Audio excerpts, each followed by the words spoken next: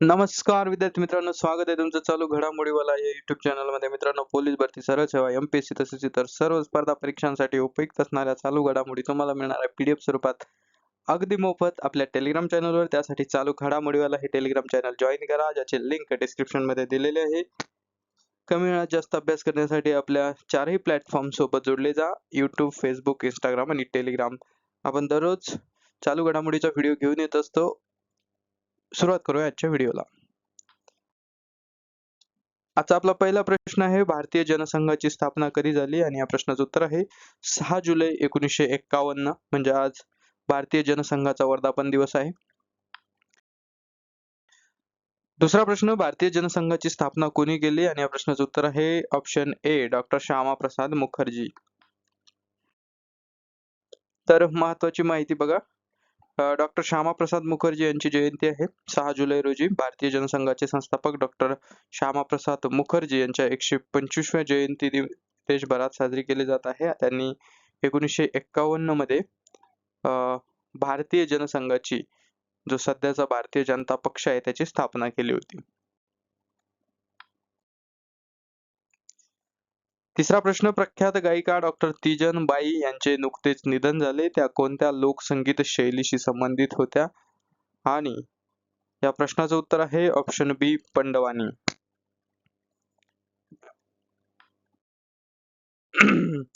चौथा प्रश्न, डॉक्टर तीजनबाई यांना भारत सरकारचा सर्वोच्च नागरी पुरस्कार पद्मविभूषण कोणत्या वर्षी मिळाला होता?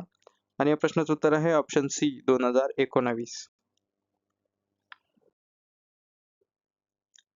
महत्वाची माहिती, डॉक्टर तीजनबाई यांचे निधन झालेले आहे. छत्तीसगडच्या प्रख्यात पंडवानी गायिका डॉक्टर तीजनबाई यांचे रायपूर येथे निधन झालेले आहे. त्यांच्या या अतुलनीय योगदानासाठी भारत सरकारने त्यांना पद्मश्री पुरस्कार 1988 मध्ये, पद्मभूषण पुरस्कार 2003 मध्ये आणि पद्मविभूषण पुरस्कार 2019 या सर्वोच्च नागरी पुरस्कारांनी सन्मानित केलं होतं. पाचवा प्रश्न, महिला T20 विश्वचषक 2026 चे विजेतेपद कोणत्या देशाने पटकावले आहे? आणि या प्रश्नाचं उत्तर आहे ऑप्शन बी, ऑस्ट्रेलिया.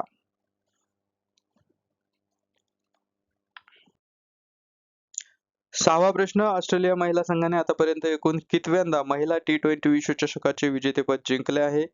आणि या प्रश्नाचं उत्तर आहे 7व्यांदा, ऑप्शन सी.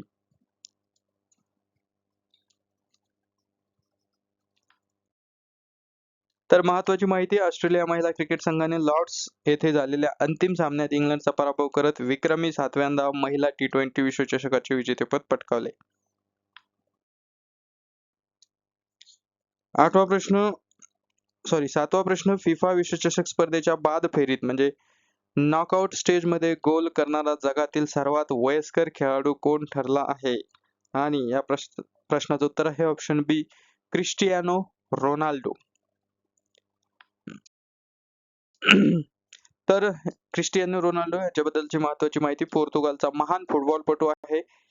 क्रिस्टियानो रोनाल्डो याने फिफा विश्वचषक स्पर्धेच्या बाद फेरीत गोल करून सर्वात वयस्कर खेळाडू होण्याचा जागतिक विक्रम केला आहे. आठवा प्रश्न, हवामान आणि भौगोलिक माहितीच्या आधारे डेंग्यूचा धोका तपासण्यासाठी कोणत्या IITच्या संशोधकांनी क्लायमेट मॉडेल विकसित केले आहे? आणि या प्रश्नाचं उत्तर आहे ऑप्शन सी, IIT खरगपूर. तर महत्वाची माहिती बघूया. हवामान आणि भौगोलिक माहितीच्या आधारे डेंग्यूचा धोका तपासण्यासाठी IIT खरगपूरच्या संशोधकांनी क्लायमेट नावाचे मॉडेल विकसित केले आहे. नववा प्रश्न, राष्ट्रीय जैवविविधता प्राधिकरणाद्वारे अधिकृतपणे जैवविविधता वारसा स्थळ म्हणून घोषित करण्यात आलेली बोरुजुली पाणथळ जागा कोणत्या राज्यातील आहे? तर ही आहे आसाम या राज्यातील, ऑप्शन ए असं या प्रश्नाचं उत्तर आहे. महत्वाची माहिती, आसामच्या सोनीपतपूर जिल्ह्याच्या बोरजुली पाणथळ जागा राष्ट्रीय जैवविविधता प्राधिकरणाद्वारे अधिकृतपणे जैवविविधता वारसा स्थळ म्हणून घोषित करण्यात आली आहे. आसामच्या सोनीपतपूर जिल्ह्यातील बोरजुली पाणथळ जागा राष्ट्रीय जैवविविधता प्राधिकरणाद्वारे अधिकृतपणे जैवविविधता वारसा स्थळ म्हणून घोषित करण्यात आलेला आहे. 10वा प्रश्न, यंदाचा प्रतिष्ठित डॉक्टर शंकरराव चव्हाण जीवनगौरव पुरस्कार खालीलपैकी कोणाला जाहीर झाला आहे? आणि या प्रश्नाचं उत्तर आहे ऑप्शन बी राजेंद्र दर्डा. तर माजी शालेय शिक्षण मंत्री राजेंद्र दर्डा तथा लोकमत समूहाचे एडिटर इन चीफ यांना यंदाचा डॉक्टर शंकरराव चव्हाण जीवनगौरव पुरस्कार जाहीर झाला आहे. प्रश्न क्रमांक 11, देशातील पहिल्या ग्रीनफील्ड इंटिग्रेटेड रिफायनरी कम पेट्रोकेमिकल कॉम्प्लेक्सचे उद्घाटन कोठे करण्यात आले आहे? आणि या प्रश्नाचं उत्तर आहे ऑप्शन सी पाचपदरा, राजस्थान. 12वा प्रश्न, राजस्थानमधील पाचपदरा येथील नवीन रिफायनरी प्रकल्पात HPCL आणि राजस्थान सरकारचा हिस्सा अनुक्रमे किती आहे? तर या प्रश्नाचं उत्तर आहे ऑप्शन बी 74% आणि 26%. 13वा प्रश्न, भारतातील पहिली रिफायनरी 1901 मध्ये खालीलपैकी कोणत्या ठिकाणी सुरू झाली होती? आणि ही सुरू झालेली होती ऑप्शन सी डिगबोई या ठिकाणी. तर पहिली ग्रीनफील्ड रिफायनरी, भारतातील पहिले ग्रीनफील्ड इंटिग्रेटेड रिफायनरी कम पेट्रोकेमिकल कॉम्प्लेक्सचं उद्घाटन झालेलं आहे 4 जुलै 2026 ला नरेंद्र मोदी पंतप्रधान किंवा प्रधानमंत्री यांच्या हस्ते. मूळ पायरचना याची झाली होती 18 सप्टेंबर 2013 ला सोनिया गांधी यांच्या हस्ते. तर ठिकाण आहे पाचपदरा, बालोतरा जिल्हा, राजस्थान राज्य. सुमारे 4,500 म्हणजे 4,400 एकर जमिनीवर हे ग्रीनफील्ड रिफायनरी आहे. याची क्षमता आहे 9 MMTPA रिफायनरी. तर अधिक क्षमता 2.4 पेट्रोकेमिकल एवढी आहे. कच्चे तेल पाईपलाईनद्वारे मुंद्रा गुजरात येथून आणले जाणार आहे. संयुक्त उपक्रम आहे HPCL चा 74% वाटा आणि राजस्थान सरकारचा 26% वाटा. एकूण अपेक्षित खर्च आहे 79,459 कोटी रुपये. तर ग्रीनफील्ड म्हणजे पूर्णतः नव्या जागी शून्यातून उभारलेला प्रकल्प. भारतातील पहिली रिफायनरी डिगबोई, आसाम या ठिकाणी 1901 मध्ये सुरू झाली होती. तर सर्वात मोठी रिफायनरी जामनगर, गुजरात, जी रिलायन्सची आहे. जगातील सर्वात मोठे रिफायनिंग संकुल त्या ठिकाणी आहे. तर HPCL केंद्रीय पेट्रोलियम व नैसर्गिक वायू मंत्रालयाखालील महारत्न PSU ONCG ची उपकंपनी आहे.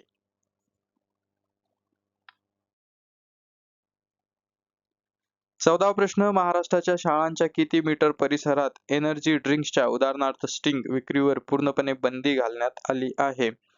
आणि या प्रश्नाचं उत्तर आहे 500 metre, option C. Food safety and standard authority of India FSSAI चे मुख्यालय खालीलपैकी कोणत्या शहरात आहे? आणि या प्रश्नाचं उत्तर आहे ऑप्शन बी नवी दिल्ली. तर महत्वाची माहिती, एनर्जी ड्रिंक्सवर बंदी घालण्यात आलेली आहे. महाराष्ट्रात शाळांजवळ 500 मीटर परिसरात एनर्जी ड्रिंक्स स्ट्रिंग विक्रीवर बंदी. 3 जुलै 2026 ला 26 पासून ही बंदी घालण्यात आलेली आहे. तर उच्च कॅफीनमुळे मुलांच्या आरोग्यास हानी होत होती. घोषणा अन्न व औषध प्रशासन FDA मंत्री नरहरी झिरवाळ यांनी पावसाळी अधिवेशनात केली. 2017 मध्ये शाळांच्या कॅन्टीनमध्ये जंक फूड विक्रीवर बंदी घातलेले महाराष्ट्र देशातील पहिले राज्य आहे. तर FSSAI म्हणजे काय? तर food safety and standards authority of India ची स्थापना अन्न सुरक्षा व मानके कायदा 2006 अंतर्गत आणि याचं मुख्यालय नवी दिल्ली या ठिकाणी. 16वा प्रश्न, भारताच्या पहिल्या मेड इन इंडिया एक्झिम म्हणजेच एक्सपोर्ट इम्पोर्ट आयात निर्यात शिपिंग कंटेनरचे अनावरण कोणत्या ठिकाणी करण्यात आले? तर हे करण्यात आले दादरी उत्तर प्रदेश. बघा, भारताची पहिली मेड इन इंडिया एक्झिम म्हणजे एक्सपोर्ट इम्पोर्ट शिपिंग कंटेनरचं अनावरण 3 जुलै 2026 ला झालं. कुठे झालं? तर मार्क्स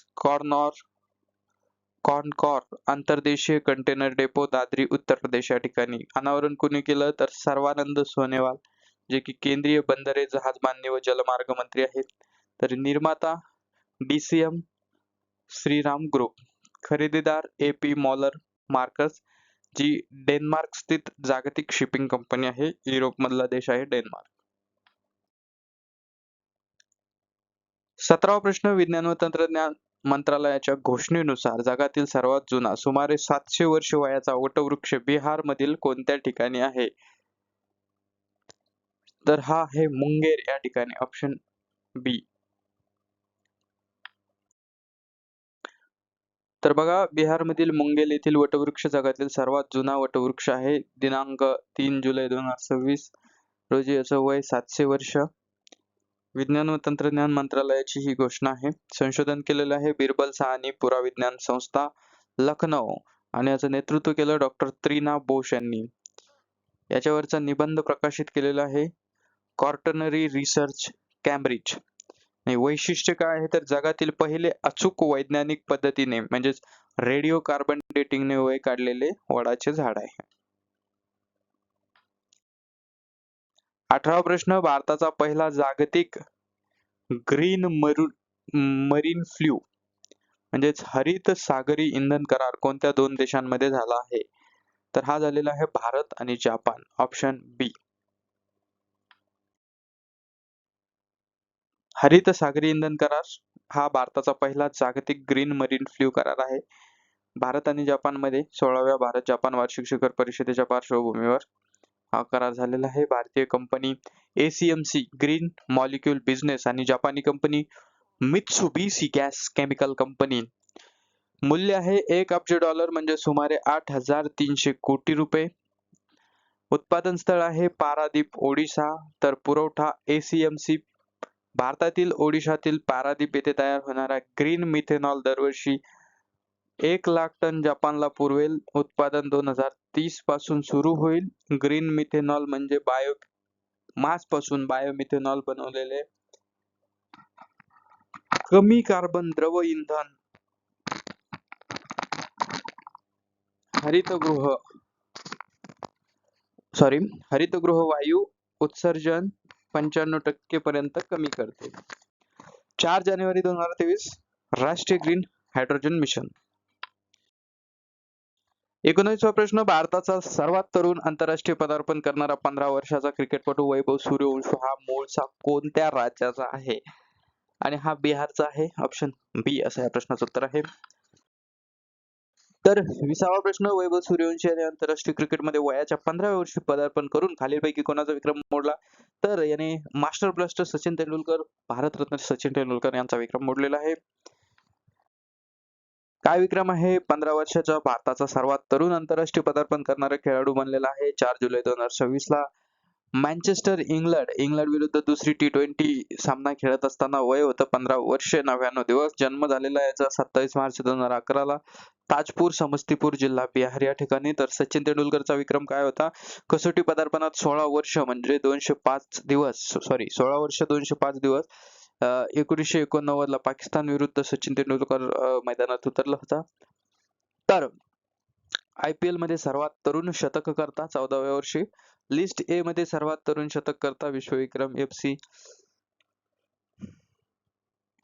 रणजी मध्ये आधुनिक युगातील सर्वात तरुण 12 वर्ष 284 दिवस. तर IPL 2026 मध्ये ऑरेंज कप 776 धावा 72 षटकार, क्रिस गेलचा 66 चा विक्रम मोडला. तर अंडर-19 विश्वचषक 2026 प्लेअर ऑफ द टुर्नामेंट, राष्ट्रीय बाल पुरस्कार 2025, एवढं सगळं वैभव सूर्यवंशीचं ही माहिती आहे. वाटल्यास थोडंसं बॅक घेऊन स्क्रीनशॉट मारून घ्या. तर मित्रांनो, हे होते 6 जुलैच्या संदर्भातले महत्त्वाचे प्रश्न. आजचा व्हिडिओ तुम्हाला कसा वाटला ते कमेंटमध्ये नक्की कळवा आणि व्हिडिओला जास्तीत जास्त लाईक करा, शेअर करा, सबस्क्राईब करा. भेटूया उद्याच्या व्हिडिओत.